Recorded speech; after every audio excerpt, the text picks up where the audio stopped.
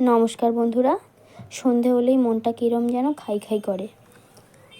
কী খাই করতে করতে ভাবলাম যে ফ্রিজে তো ব্রেড আছেই, একটু ব্রেড পকোড়া বানিয়ে নেওয়া যাক। তার জন্য ব্রেড নিয়ে নিয়েছি, দুটো আলু আমি সেদ্ধ করে নিয়েছি মিডিয়াম সাইজের, আর একটা পাত্রে কিছুটা পরিমাণ বেসন নিয়ে নিয়েছি, লবণ, হলুদ আর লঙ্কার গুঁড়ো নিয়ে জল দিয়ে একটা স্মুথ ব্যাটার আমি বানিয়ে রাখবো। দেখুন, জলটা কিন্তু একেবারে আমি দিইনি, প্রয়োজন মতো দিয়ে একটা স্মুথ ব্যাটার আমি বানিয়ে রেখে দিয়েছি। আর বেশ কিছুটা পরিমাণ ধনেপাতাকেও আমি কুচি করে নিয়েছি, ওই ব্যাটারটার মধ্যে দিয়ে আবার একটু সমস্ত কিছু খুব ভালোভাবে মিশিয়ে নেব। ব্যাটারটাকে একটা সাইডে রেখে দেবো। এবার আলু যে সেদ্ধ করে নিয়েছিলাম, আলুর পুরটা বানানোর জন্য কড়াইতে সামান্য পরিমাণে তেল দিয়ে দিয়েছি।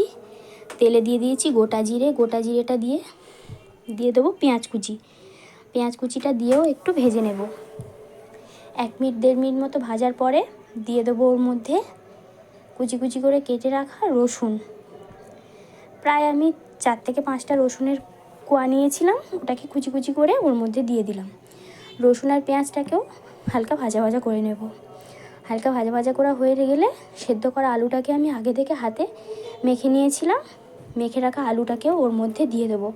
আলুটাকে পেঁয়াজ রসুনের সাথে খুব ভালোভাবে মিশিয়ে নেব।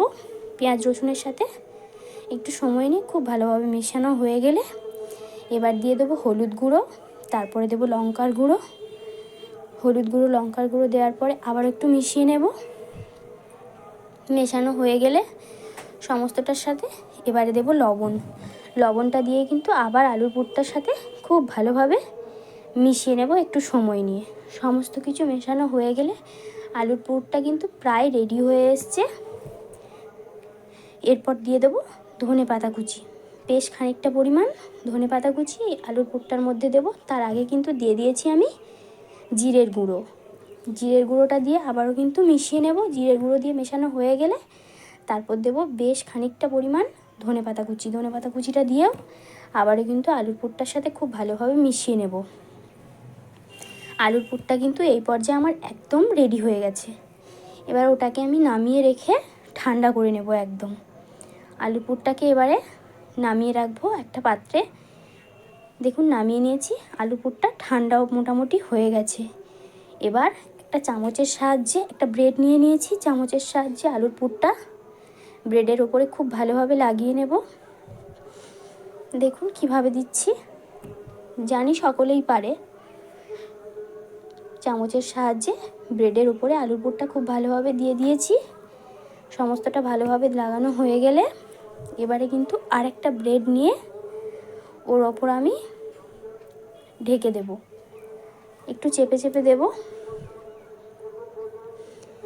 এইভাবে কিন্তু সমস্ত ব্রেডগুলো আমি রেডি করে নিয়েছি, পুর ভরে নিয়েছি সমস্ত ব্রেডগুলো। হয়ে গেলে এবারে কিন্তু আমি একটু ত্রিকোণা করে ব্রেডগুলোকে কেটে নেব। দেখুন, মাঝখান বরাবর 3 কোণা করে কেটে নিচ্ছি আমি। এইভাবে কিন্তু সমস্ত ব্রেডগুলো আমি কেটে নেব। কাটা হয়ে গেলে কড়াইতে বেশ কিছুটা পরিমাণ তেল গরম করতে দিয়ে ওই ব্রেডগুলোকে বেসনের ব্যাটারে চুবিয়ে গরম তেলে উল্টে পাল্টে ভেজে নেব। দেখুন, প্রায় ভাজা হয়েই এসছে। একটু লাল করে একটু সময় নিয়ে ভেজে নিলেই কিন্তু রেডি হয়ে যাবে ব্রেড পকোড়া। আমি 2 রকম শেপ করেছিলাম, দেখিয়ে দিলাম। একেবারে রেডি ব্রেড পকোড়া আমাদের।